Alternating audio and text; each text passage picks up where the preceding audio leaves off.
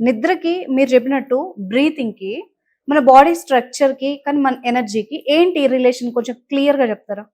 నిద్ర హ్మ్. And breath work హ్మ్. Has everything to do with energy. Okay.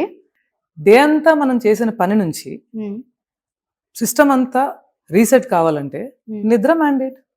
హ్మ్. సింపుల్. హ్మ్. మనం ఫంక్షన్ కావాలంటే బాడీకి కావాల్సింది ఆక్సిజన్. హ్మ్.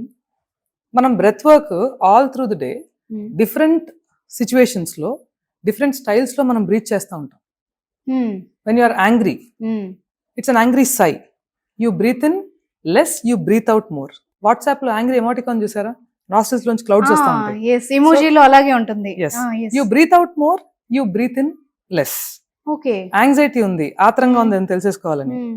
మీరు ఆ మూమెంట్లో ఈ మూమెంట్లో మిమ్మల్ని మీరు యాంగ్జైటీలో ఉన్నట్టు పిక్చరైజ్ చేసుకుంటే మీరు ఈజీగా రిలేట్ చేసుకోగలరు. You breathe in more, you breathe out less.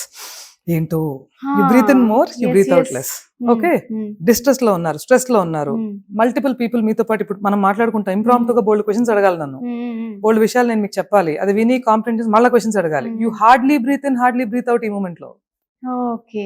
Yes. ఆలోచించేటప్పుడు. అవునవును. సో ఇలాంటి సిచ్యువేషన్స్ వల్ల మనకి Hmm. బ్రెత్ వర్క్ సరిగ్గా లేకపోవడం వల్ల హార్మోనల్ ఇంబ్యాలెన్స్ ఉంటుంది for Oh. Men and women both. Okay. ఎప్పుడైతే మనము ఈ breath work Hmm. Just basic corrections all through the day, ఎవరైనా ప్రతి 2 గంటలకి ఒకసారి 1 నిమిషం బ్రీత్ చేయగలిగితే బోల్డ్ అంత డిఫరెన్స్ ఇన్ యువర్ హార్మోన్స్ తీసుకొచ్చుకోగలరు. ఎందుకంటే okay. That is the problem statement.